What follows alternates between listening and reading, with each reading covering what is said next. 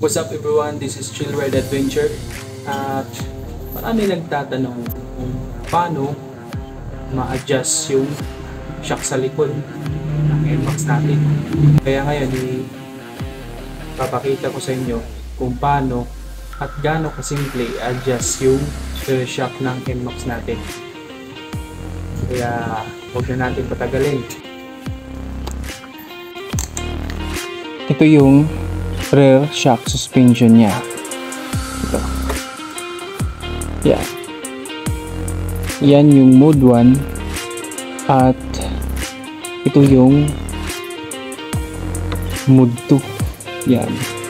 Pag marinig mo yung sound na yan na parang nagkiklik. Yan. Pag marinig mong sound na yan, ibig sabihin naka-mode 2 ka na. Tapos pag ipihit mo to sa right, yan. Babalik yan sa mode number 1. Mode number 1 yung natural lang niya na absorb na shock. Itong mode number 2, yan. I-click lang.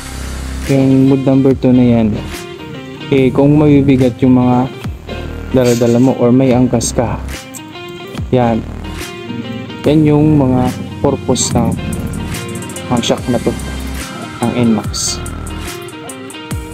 Kaya yan, ganun lang kasimple, diba? So simple as that. Mode 1 and mode 2, diba?